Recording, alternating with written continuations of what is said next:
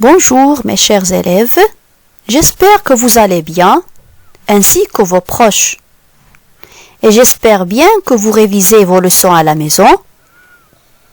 Et surtout, j'espère que vous ne sortez pas de la maison.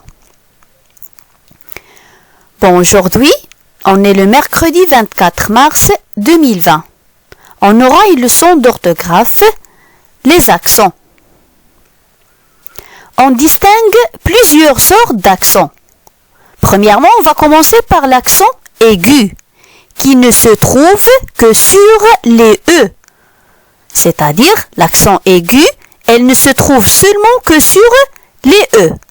Exemple, l'été, un éléphant.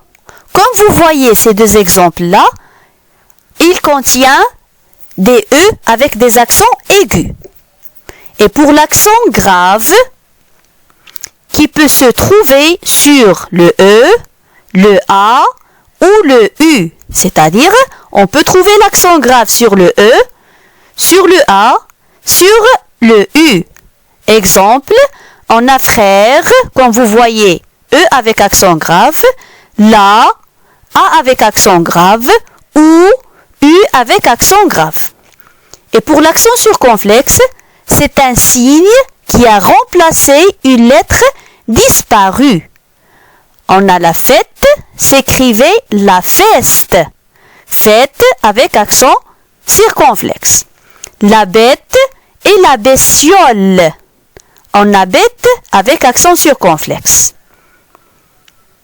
Les accents graves et les accents circonflexes peuvent aussi être utilisés pour différencier des mots homonymes comme a et a, ou et ou, sur et sur. Bon, la question c'est, quand doit-on mettre un accent? C'est-à-dire quand on doit mettre un accent? Pour le savoir, il faut couper le mot par syllabe. Si la syllabe contenant le son est se termine par une consonne, on ne met pas d'accent. C'est-à-dire, si on a la syllabe contient un son et, c'est-à-dire on entend le son et en même temps elle se termine avec une consonne. C'est-à-dire, on ne va pas mettre d'accent. Exemple, terrible, paternel, complet. Comme vous voyez ces exemples-là, ils se terminent avec une consonne et on entend le son et, mais on n'a pas des accents. Sinon, je mets un accent. Exemple, intéressant, sérénité, complète, brève. Comme vous voyez ces mots-là, tous ces E, ils contiennent des accents, soit aigus ou bien graves. Pour l'accent aigu ou l'accent grave, observez la syllabe suivante. Si elle contient un accent ou bien s'il contient un E muet, on met un accent grave.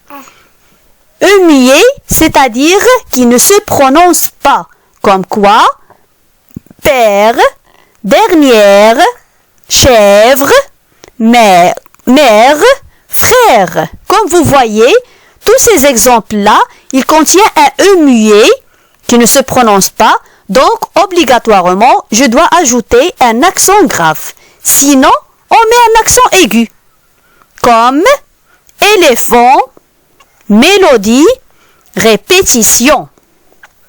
Bon, mes chers élèves, j'espère que vous avez compris la leçon d'aujourd'hui à propos des accents et on va passer à un exercice. La question de l'exercice c'est ajoute le E avec l'accent qui convient. Bon, vous avez des places vides dans des mots, vous devez ajouter le E avec des accents convenables, soit l'accent aigu ou bien l'accent grave ou bien l'accent circonflexe.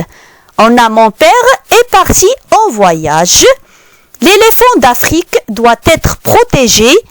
Je suis entièrement d'accord avec vous. Il a fait un orage terrible hier. Les deux équipes étaient à égalité jusqu'à cette pénalité.